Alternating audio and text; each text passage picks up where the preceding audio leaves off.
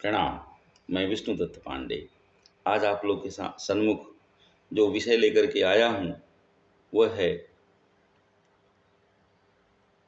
देश और काल के बारे में हमारे भारतीय लोगों की क्या अवधारणा रही है। इस पर हम कुछ संक्षिप्त चर्चा करेंगे। देश का मतलब होता है स्थान, जगह, फैलाव, दूरी। ऐसे तो देश माने कोई राष्ट्र, लैंड, ये अर्थ लिया जाता है, लेकिन ये टेक्निकल अर्थ में देश और काल का यहाँ हम प्रयोग कर रहे हैं। देश माने होता है जगह, फैलाव, स्थान, जिसमें यह दुनिया स्थित है। जहाँ तक ये संसार फैला हुआ है उसकी क्या परिकल्पना है हमारे भारतीयों के मन में, और काल यानी समय की क्या परिकल्पना है, इस पर हम विचार करेंगे। तो अभी हम देश की परिकल्पना को लेते हैं। तो देश के बारे में जैसा कि हम जानते हैं कि जहाँ हम रहते हैं वहाँ हमारे जैसे कितने लाखों, करोड़ों, अरबों लोग और रहते हैं इस पृथ्वी पे। और ये अपना जो पृथ्वी है कितनी विशाल है। लेकिन ये जो पृथ्वी है यह अपने सौर मंडल का एक छोटा सा ग्रह है। इससे विशाल, इससे बड़ा, 12 गुना बड़ा तो बृहस्पति ग्रह है, पृथ्वी से 12 गुना बड़ा। तो हमारी ये जो पृथ्वी और ऐसे अन्य जो ग्रह अपने सौर मंडल के सदस्य हैं, सूरज के चारों ओर परिक्रमा करते हैं अपनी धुरी पे घूमते हुए, और अपने उपग्रहों के साथ घूमते हैं। ये सारे सूरज की परिक्रमा करते हैं। और ये अपना सूरज भी कोई फिक्स रहने वाला फेनोमेना नहीं है। ये सूरज भी कोई अकेला नहीं है। ये सूरज जैसे सैकड़ों, हजारों, क्या कहें, अरबों सूरज हैं। हमारा सबसे नजदीकी सूरज हमसे 3 प्रकाश वर्ष की दूरी पे है, बताया जाता है।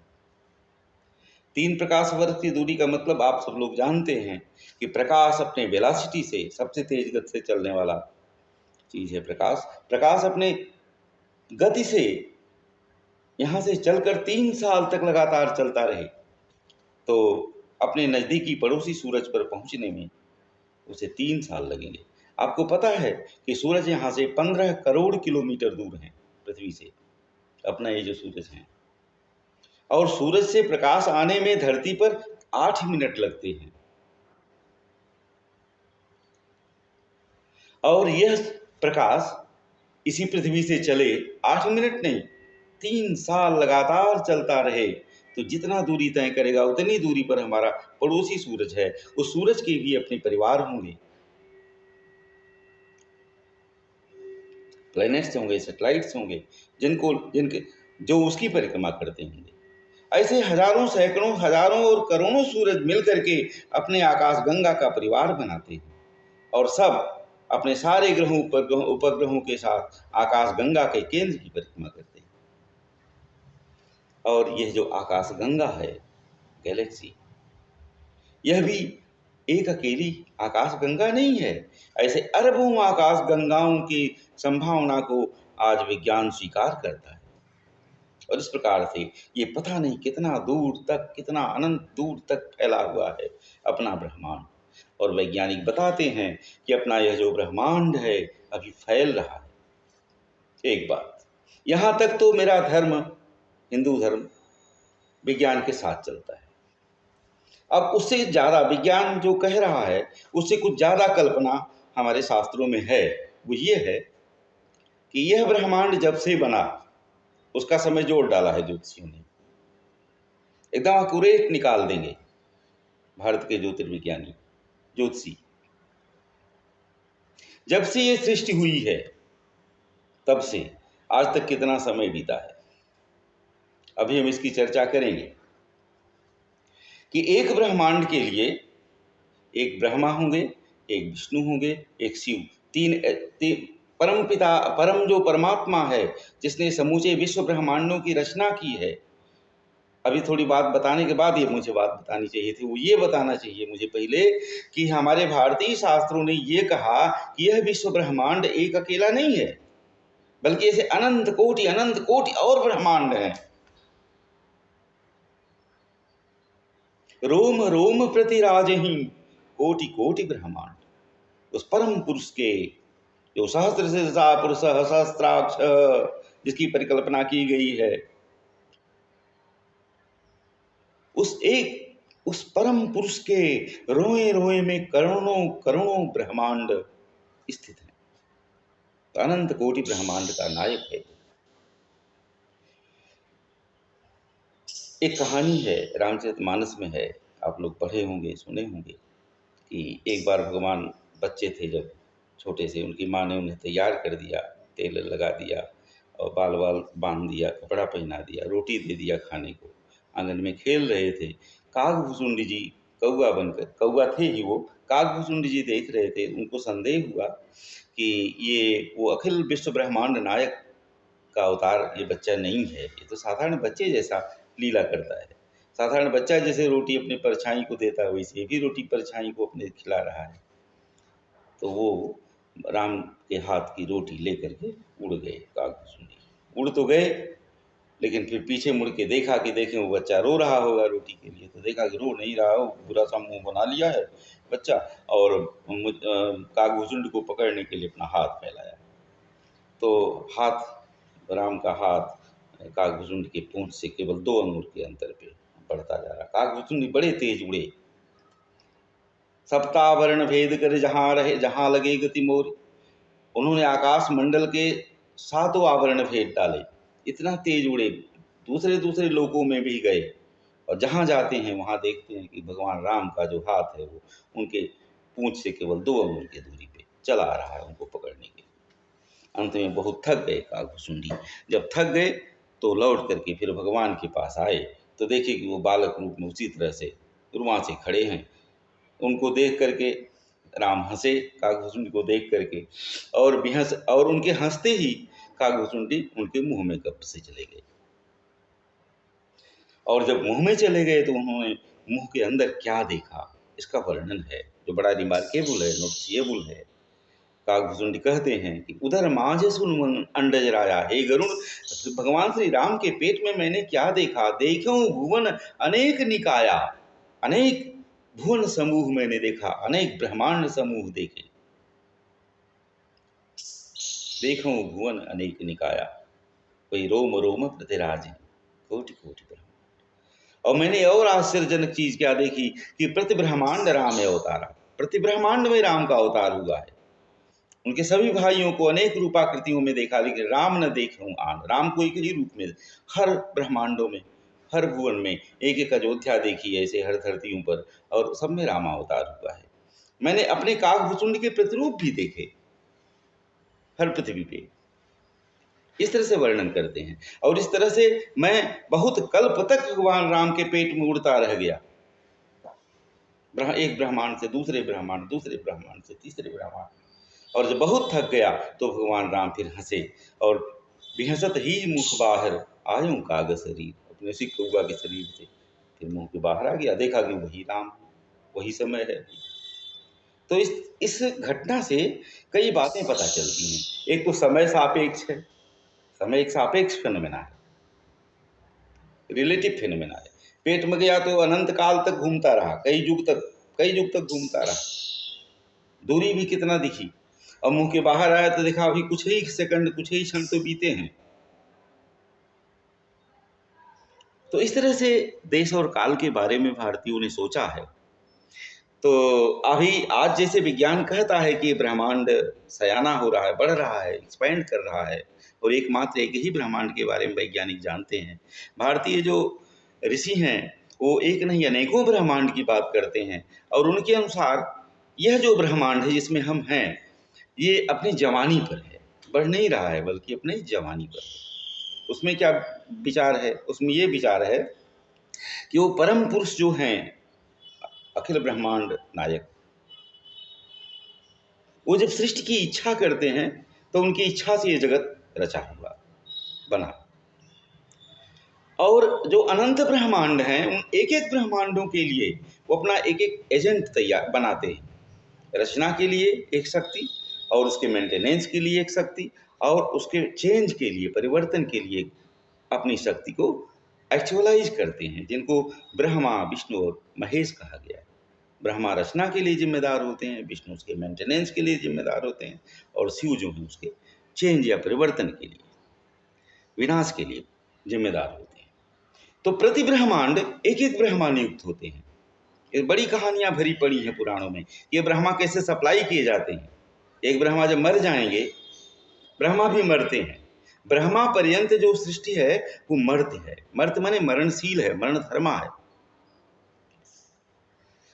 आब्रह्म भुवनान लोका पुनरावर्तिनो अर्जुन। हे अर्जुन, ब्रह्मा पर्यंत जो भुवन है वो पुनरावर्ती हैं, चक्रीय हैं, चलते फिर माने आते जाते संसरण करते रहते हैं, संसार हैं। तो ब्रह्मा तक जो है लोग मरते हैं। अब ब्रह्मा जो हैं, अब उनकी उनकी आयु बताएंगे, जब काल की बात आएगी अभी तो हम उनकी आयु बताएंगे ब्रह्मा की। तो एक ब्रह्मा जब मर जाएंगे, उनके स्थान पे दूसरे ब्रह्मा आएंगे। इसमें एक कहानी है कि मार्कंडेय ऋषि, उनका बहुत कम आयु थी, तो उनके जब मरने का समय आया तो उनके पिताजी ने कहा कि तुम भगवान शिव के शरण में जाओ, वही तुम्हें मृत्यु से बचा सकते हैं। तो वो अंतिम समय में शिवलिंग को पकड़ करके बैठ ध्यान लगाए कि हमें जमराज न ले जा पाए। तो जमराज आए और जमराज ले जाना चाहे तो भगवान शिव प्रकट हुए और उनसे युद्ध हुआ। जमराज वापस चले गए तो भगवान शिव ने मार्कंडेय से कहा, बोलो अब तुम्हें तो मृत्यु मृत्यु तो तुम जीत लिए, अब कितना दिन जीना चाहते हो बताओ। तो मार्कंडेय जी ने कहा कि मैं वो ब्रह्मा की मृत्यु वाली प्रलय देखना चाहता हूँ। ब्रह्मा की मृत्यु वाली प्रलय माने वह रात जिसमें ब्रह्मा भी जिस शाम को मर जाएं, और नया ब्रह्मा के आने का वो दृश्य मैं देखना चाहता हूँ। तो भागवत में कथा है कि जब महाप्रलय होती है, उसको महाप्रलय कहते हैं, जब ब्रह्मा मरते हैं। ऐसे ब्रह्मा के हर शाम को एक प्रलय होती है, और ब्रह्मा के अंतिम शाम को वो महाप्रलय होती है। तो महाप्रलय में उसका वर्णन है कि घोर अंधेरे में, ठंड में, ऊपर हिम था, नीचे जल था, एक सघन था, एक विरल, और उसमें मनु किसी तरह क्या नाम मनु कह रहे हैं, किसी तरह से मार्कंडेय ऋषि अपने को बचाते हुए, अपना अपना अस्तित्व बचाते हुए तैर रहे हैं प्रलय के सागर में। जब प्रातः काल होता है, प्रातः काल ब्रह्मा का प्रातः काल 1000 चतुर्युग के बाद, तो देखते क्या है कि सामने से उस समुद्र के उत्ताल तरंगों के बीच में एक प्रकाश पुंज बहता हुआ आ रहा है। उस प्रकाश पुंज की तरफ तैरते हुए आगे बढ़े। तो जब बहुत नज़दीक पहुंचते हैं तो क्या देखते हैं कि वो प्रकाश के गोले में कुछ चीज स्पष्ट दिखती है। क्या दिखती है कि एक बरगद का पत्ता है, तैरते हुए आ रहा है पानी पे। उस पर एक छोटा सा बालक है। वो बालक क्या किया है कि अपना अंगूठा अपने मुंह में चूस रहा है।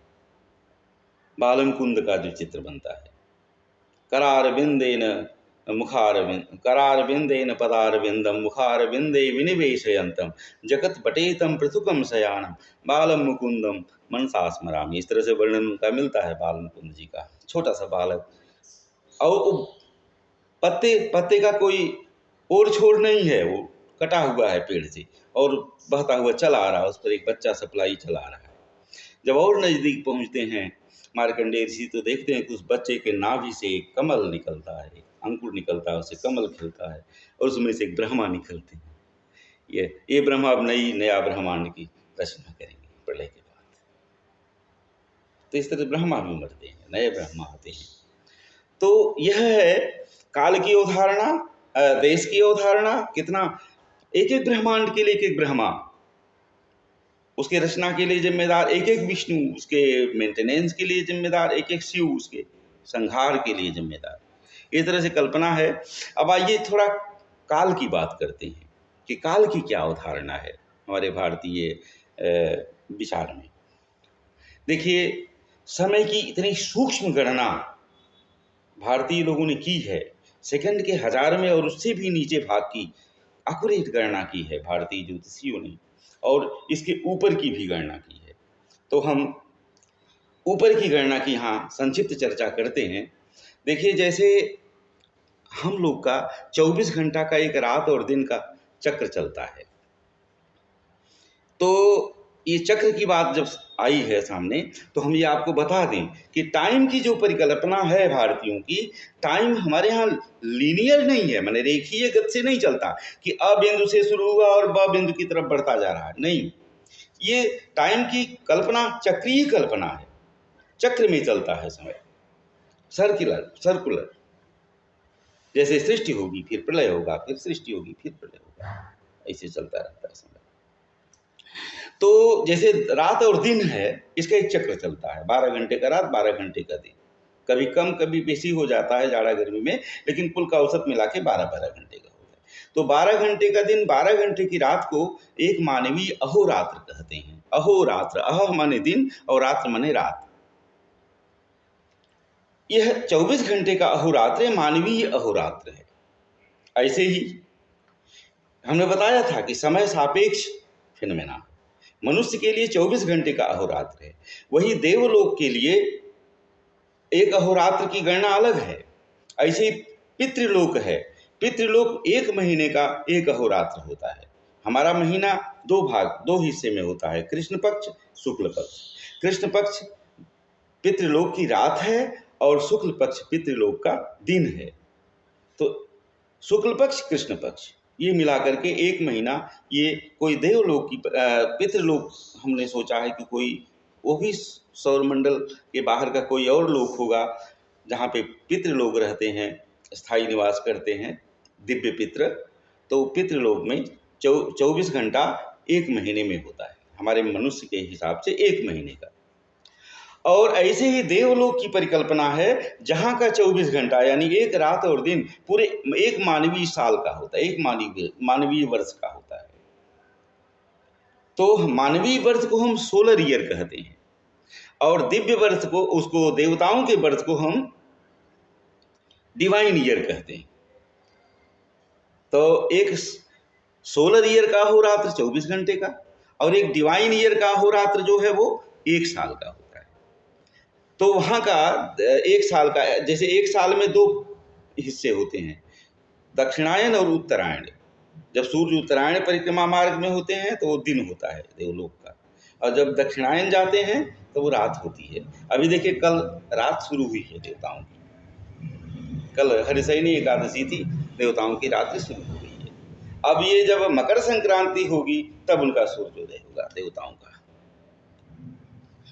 तो तब से लेकर के ये अभी तक दिन चला है देवताओं का, अब रात चलेगी। अब सारे शुभ कर्म इत्यादि बंद हो जाएंगे, देवताओं के भगवान विष्णु सो जाएंगे ऐसा माना जाता है और देवताओं की रात चलेगी। तो ये दिव्य अहोरात्र है 1 साल का, पितृ अहोरात्र है 1 महीने का, मानवीय अहोरात्र है 24 घंटे का। ऐसे ही देवताओं के भी ऊपर ब्रह्मलोक है और ब्रह्मलोक के बाद कोई साकार लोक नहीं है। ब्रह्मा तक ये लोक जो है संसार संसरणशील है, आता जाता रहता है, सृष्टि प्रलय होती रहती है। आब्रह्म भुवनान लोका पुनरावर्तिनो अर्जुन, गीता में कहा। तो ब्रह्मा का जो एक अहोरात्र है वो सुनकर के आश्चर्यचकित हो जाएंगे हम लोग, आप लोग, सब लोग, विशेष करके जो नहीं जानते यूरोपियन लोग फॉर एग्जाम्पल। ब्रह्मा का एक अहोरात्र 1000 चतुर्युग का होता है। 1000 चतुर्युग क्या? 1 सतयुग, 1 त्रेता, 1 द्वापर, 1 कलयुग, ये मिला दिया जाए तो 1 महायुग कहा जाता है। ऐसे 1000 महायुग जब बीतेंगे तो ब्रह्मा का सूर्योदय से लेकर सूर्यास्त होगा, 1000 महायुग।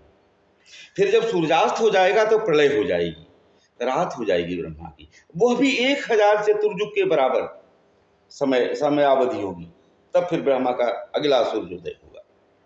इस तरह से ब्रह्मा के दिन का मान 2000 चतुर्युग होगा। ब्रह्मा कुल उनका 1 साल 360 दिन के समान होगा और ब्रह्मा की पूर्ण आयु 100 साल की है। ये सब हमारे ज्योतिष के ग्रंथों में है, बड़ा डिटेल वर्णन है। अगर आप संक्षिप्त वर्णन सुनना चाहें तो हम इसको आपको सुना सकते हैं।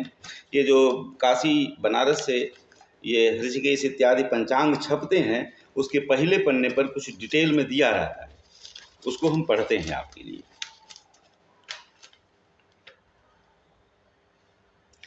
उसमें लिखा कि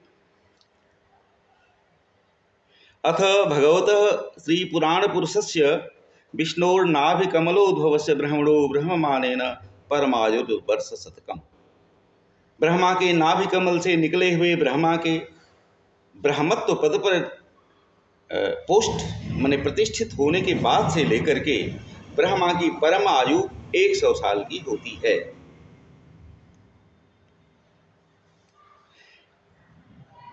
अथ ब्रह्मादीनाम दिनमानानि। अब ब्रह्मा इत्यादि के दिनमान की बात करते हैं। कहते हैं कि चतुर्युग सहस्त्रेण ब्रह्मणो दिनम उच्यते। 1000 चतुर्युग के बराबर ब्रह्मा का दिन माना जाता है। निज नैव तु मानेन आयुर्वर्ष शतम स्मृतम। इसी हिसाब से उनकी 100 वर्ष की आयु आप ब्रह्मा की निकाल लीजिए कि एक 1000 चतुर्युग बराबर ब्रह्मा का एक दिन, 1000 चतुर्युग बराबर ब्रह्मा की एक रात, यानी 2000 चतुर्युग बराबर ब्रह्मा का एक दिन, 360 दिन का ब्रह्मा का एक वर्ष, और ब्रह्मा 360 दिन 100 साल ब्रह्मा जीवित रहेंगे। तो इससे आप ब्रह्मा की पूरी कालावधि निकाल सकते हैं। और अभी बात आई थी कि ये ब्रह्मांड फैल रहा है। हमारे भारतीय लोग ये मानते हैं कि यह जो ब्रह्मा जो इस सृष्टि के लिए उत्तरदायी हैं, वह उनकी आयु 50 साल बीत गई है, और 50 साल और पहलवां दिन यानी 51वें वर्ष का आज पहलवां दिन चल रहा है। तो अब इस तरह से देखा जाए तो यह ब्रह्मांड जिसमें हम हैं ये अपने जवानी पर है। अब भी कुछ दिन स्टेग्नेशन पे रहेगा, फिर उतार पे आएगा। ब्रह्मा का सूर्यास्त की तरफ समय बढ़ेगा, लेकिन वो भी बहुत लंबी अवधि है। तो इसमें है वर्णन है कि पितामह सहस्त्रेण विष्णोच घटिका स्मृता। हमने बताया कि ये समय सापेक्ष है और इसका मान कितना बढ़ता जा रहा है। जरा सा इसकी झांकी देखिए कि 1000 ब्रह्मा जिएंगे और मरेंगे, तब विष्णु की एक घड़ी होगी। विष्णोश्च घटिका स्मृता विष्णुर 12 लक्षाणी। 12 लाख विष्णु जिएंगे मरेंगे। वह जो कालावधि होगी वह रुद्र के एक कला का आधा हिस्सा होगा। कलार्धम रौद्र मुच्यते। विष्णुर 12 लक्षाणी कलार्धम रौद्र मुच्यते। रुद्रस्य अर्बुद संख्याभिः ततो ब्रह्माक्षरम भवेत्। और 1 अरब रुद्र पैदा होंगे, जिएंगे, मरेंगे, फिर दूसरे आएंगे, तीसरे आएंगे। ऐसे 1 अरब रुद्र जब बीतेंगे तब अक्षर ब्रह्म का के दिन का एक कला होगी, कलार्ध होगा। वही चीज अक्षर ब्रह्म के समय का एक हिस्सा होगा। आप काल की परिकल्पना कर लीजिए, कितना विशाल सोचा है हमने समय के बारे में। अब इस युग के मान की भी बात आगे लिखते हैं कि 4000 साल का सतयुग होता है। उसके बारे में बता रहे हैं कि अथ प्रसंगात चतुर्युग व्यवस्था कार्तिक शुक्ल नवम्याम प्रथमयामे श्रवण नक्षत्रे वृद्धयोगे कृतयुगोत्पत्ति। सतयुग उत्पन्न होता है कार्तिक शुक्ल नवमी को, प्रथम याम में प्रथम पहर में लगता है। श्रवण नक्षत्र होगा, वृद्ध योग होगा, तब सतयुग लगता है। संध्या संध्यांश सहित हम तनमानम। संध्या संध्यांश जोड़ करके उसका जो मान है 17,28,000 वर्ष होता है। कहा गया है 4000 साल सतयुग की आयु है, लेकिन वो दिव्य वर्ष हैं 4000 साल। फिर उसमें संध्या का समय जुड़ता है, संध्यांश का समय जुड़ता है, सब मिला करके उसको मानवीय सौर वर्ष में निकाले हैं। सौर आपदा माने सोलर ईयर, हम मानवीय लोगों का, मनुष्य लोगों का वर्ष निकाले हैं। 17,28,000 साल सतयुग की आयु है।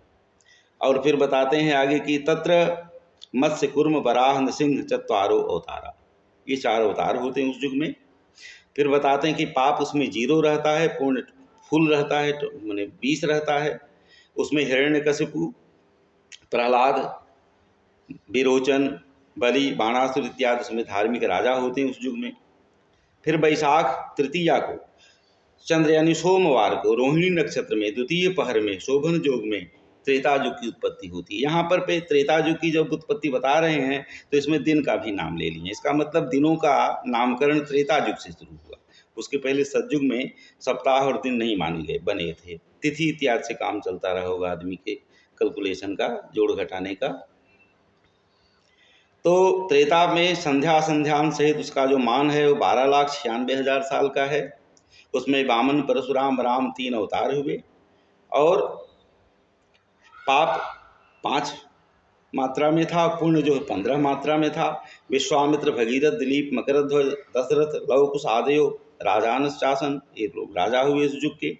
फिर माघ कृष्ण अमावस्या के दिन शुक्रवार तीसरे पहर में वसु नक्षत्र में कृतिका वसु नक्षत्र में बरीय योग में द्वापर की उत्पत्ति हुई। संध्या संध्यांश सहित उसका मान है 8,64,000 वर्ष।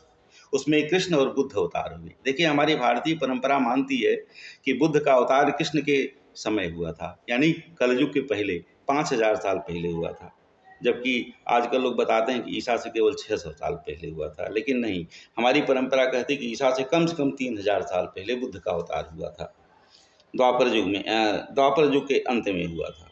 तो द्वापर युग में पाप आधा हो जाएगा, पुण्य आधा हो जाएगा।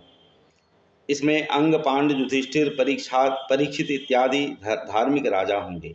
फिर भादों कृष्ण पक्ष त्रयोदशी रविवार बहन योग में व्यतिपात नक्षत्र में निशीथ यानी आधी रात को कलयुग लगता है। संध्या संध्यान सहित कलयुग का मान है 4,32,000 साल।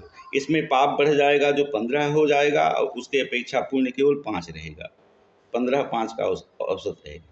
नात्र वर्ण व्यवस्थिति, इसमें किसी राजा की लिस्ट नहीं दिया और बताया कि कलयुग में कोई वर्ण व्यवस्था नहीं रहेगी, पृथ्वी बीजहीना हो जाएगी। फिर कलयुग का स्वरूप बताते हैं कि कलयुग जो है झगड़ालू होगा।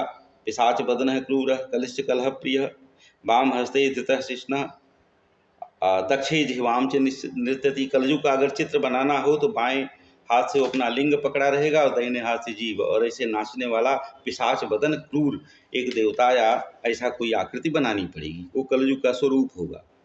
ये बताने का मतलब है कि कलयुग में केवल 2 ही इंद्रियों की प्रमुखता रहेगी, शिष्ण और उदर। शिष्ण उदर पर जमपुर त्रासन, ऐसे तुलसीदास जी लिखते हैं रामचरितमानस में भी। तो इस तरह से कलयुग का वर्णन, आगे बहुत सुंदर और वर्णन है, समय की कमी के चलते हम उसको नहीं बता पा रहे हैं। और अब हम अपनी बात समाप्त करेंगे, यहाँ ये बता करके समाप्त करेंगे कि इससे ये जो अभी हमने संक्षिप्त झांकी दिया है, इससे लगता है कि भारतीय कालगणना यद्यपि अपरंपार लगती है, लेकिन है वो बहुत सूक्ष्म, सुविचारित, वेल कैलकुलेटेड। जिसको इसकी जानकारी नहीं है उसको ये कालगणना हवाई लगेगी। लेकिन जहाँ तक इसके वास्तविक या हवाई होने का सवाल है, तो यह देखने के लिए एक ही उदाहरण पर्याप्त है कि जैसे ग्रहण इत्यादि लगते हैं, तो जो ग्रहण इत्यादि का समय हमारा ज्योतिषी बताता है, इसी कालगणना पर आधारित करके आज की सेकंड के 1000वें हिस्से में भी एक्यूरेसी से चलने वाले जो वैज्ञानिक की इलेक्ट्रॉनिक घड़ी होती है, वह भी वही समय निकालती है। और ऐसा नहीं है कि भारतीय ज्योतिषी का ग्रहण अलग दिन पड़ता हो, अलग समय में पड़ता हो, और साइंस के अनुसार ग्रहण अलग दिन में पड़ता हो, ऐसा नहीं है। दोनों की कालगणना एक ही निकलती है। तो अभी जो हमने काल विस्तार की अपरंपारता का संक्षिप्त सा उदाहरण दिया है, इससे कई बातों का पता चलता है कि इस कलयुग में कोई उस कोटि का प्रतापी राजा नहीं होगा जिसका कि वो जिक्र कर सकें, जैसे कि नहीं किया है पंचांग में। कलयुग में गंगा जी के लुप्त हो जाने की भी घोषणा की गई है और हमारे स्वभाव बदलने की भी भविष्यवाणी की गई है कि कलयुग में सब लोग पिसुन हो जाएंगे और चित्तम च साठोर्जितम, सबका चित्त जो है क्रूरता और सठता से उर्जित हो जाएगा। और सत्यम च दूरे घृतम, सत्य की कोई बात नहीं करेगा, सब जगह झूठ फरेब यही सब बढ़ जाएगा। इसके अलावा एक और बात बताई गई है कि कलयुग में समयावधि घट जाएगी। जैसे सतयुग की अपेक्षा त्रेता की अवधि कम हो गई, त्रेता की अपेक्षा द्वापर की अवधि कम हो गई, वैसे द्वापर की अपेक्षा कलयुग की भी अवधि कम हो गई। तो कलयुग में सब चीज़ें कम अवधि में ही परिपक्व हो जाएंगी, पक जाएगा। पाप भी कम ही समय में पक जाएगा, पुण्य भी कम ही समय में परिणाम ले आएगा। तो इस तरह से भारतीय लोगों की समय की गणना है। ये समय और देश की जो परिकल्पना हमने भी बताई है भारतीयों के हिसाब से, ये हम इस उद्देश्य से बताए हैं कि आगे हम अगला अपना जो व्याख्यान है वो भारतीयों की, प्राचीन भारतीयों की इतिहास की अवधारणा बताएंगे। क्योंकि पिछले प्रश्न विमर्श में इतिहास पे चर्चा चली थी, तब हम ये कहे थे कि इतिहास और सत्य अनुसंधान विषय पे चर्चा चली थी, तब हम कहे थे कि हम भारतीय लोगों का इतिहास के बारे में क्या कल्पना है, इस पर हम आगे कभी व्याख्यान करेंगे। तो हम सोचे कि इस पर, ये संबद्ध विषय है, तो इस पर हम चर्चा करके तब आगे अपने विश्व गुरुकुल अभियान की बात पे आएंगे, जिसमें गृह गुरुकुल अभियान से हम अपना चरण शुरू करेंगे। तो यह कालगणना, ये देश की अवधारणा हमने उसी के क्रम में बताई है। तो हम अपना अगला व्याख्यान जो है वो भारतीयों की इतिहास की क्या समझ है, इस पर लेकर के हम आपके सामने पुनः उपस्थित होंगे। तब तक के लिए विदा, प्रणाम।